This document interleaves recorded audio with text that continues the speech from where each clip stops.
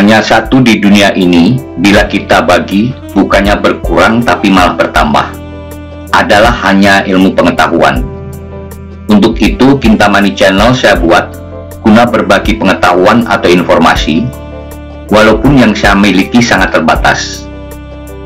Kintamani Channel mengkhususkan diri untuk pembelajaran atau edukasi uang kuno, sehingga Kintamani tidak pernah menginformasikan suatu hal yang tidak benar atau hoax.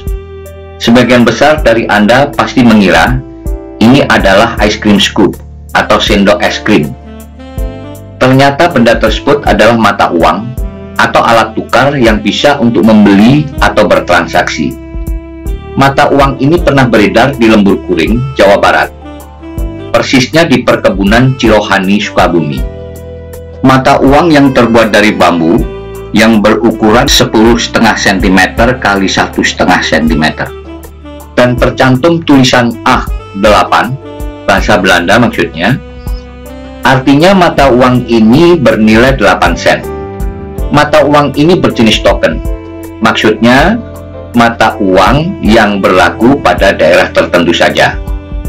Token Cirohani ini digunakan pada periode 1855-1870 dan berlaku secara resmi pada perkebunan Cirohani, Jawa Barat. Dikenal di dunia internasional dengan nama Bambukel Token. Sebenarnya token bambu ini terdapat beberapa nominal, yaitu setengah sen, 6 sen, 8 sen, dan 12 sen. Karena bentuknya aneh dan terbuat dari bambu, maka perkembangannya waktu itu, konon menurut salah satu sumber, banyak yang digunakan untuk korek-korek bara api sebagai kayu bakar, serta dibakar, sehingga keberadaannya menjadi sangat-sangat langka. Disinyalir saat ini, hanya berhasil ditemukan sekitar 20 sampai dengan 25 buah saja. Dan karena jumlahnya sedikit, sedangkan banyak kolektor yang berkeinginan memilikinya, maka token bambu Cirohani ini harganya cukup mahal. Sebagai gambaran, pada tahun 2004, saya sempat membeli token Cirohani ini seharga Rp1.750.000. Entah harga saat ini, karena walaupun kolektor siap membayar dengan harga mahal, tapi sangat sulit untuk mendapatkannya. Karena faktor langka tersebutlah, maka kami hanya bisa menunjukkan nominal 8 sen saja, seperti terlihat di layar.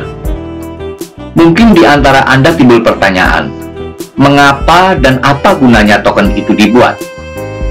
Apakah pada waktu itu pemerintah sedang kekurangan uang, sehingga dibuat semacam uang darurat?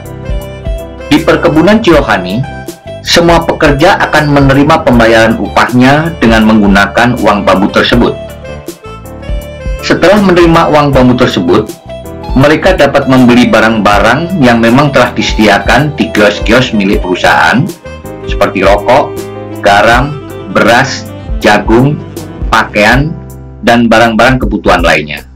Bahkan, mohon maaf, uang bambu ini dapat juga dipakai sebagai alat pembayaran di tempat-tempat pelacuran yang ada di sekitar perkebunan waktu itu. Dengan pembayaran upah yang memakai uang bambu tersebut, maka perusahaan dapat mengontrol lalu lintas keluar masuknya tenaga kerja. Karena jika pembayaran upah menggunakan uang tunai, dikhawatirkan karyawan langsung kabur atau pulang kampung segera setelah mereka menerima upahnya, sehingga akan merepotkan perusahaan untuk mendapatkan ganti pekerja penggantinya. Bila kita analisa lebih dalam, dengan cara pembayaran menggunakan token bambu tersebut juga sebagai cara untuk mengeksploitasi manusia atau tenaga kerja.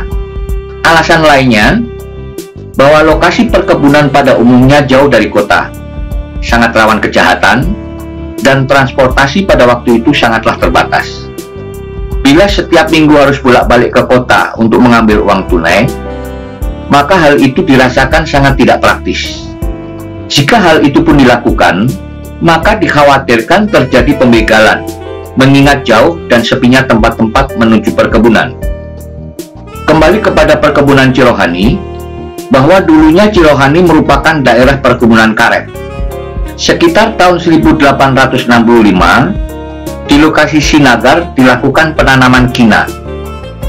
Dalam perkembangannya, pada kira-kira tahun 1893 dikembangkan tanaman kopi dan coklat, dan akhirnya sekitar tahun 1928 mulai dilakukan penanaman teh secara besar-besaran. Perkebunan teh ini sampai sekarang masih dapat dijumpai di lokasi Cirohani, Sukabumi. Sangat berharap dengan informasi ini akan menimbulkan motivasi Anda untuk lebih mencintai sejarah bangsa beserta peninggalannya. Jangan lupa subscribe, dan saya sarankan klik lonceng icon agar Anda dapat pemberitahuan otomatis setiap kami upload video baru. Perlu diketahui bahwa kami berusaha seoptimal mungkin untuk secara rutin terus mengupload video-video baru guna perkembangan numismatik Indonesia agar bisa menjadi tuan di negeri sendiri. Semoga semua informasi ini bermanfaat. Terima kasih.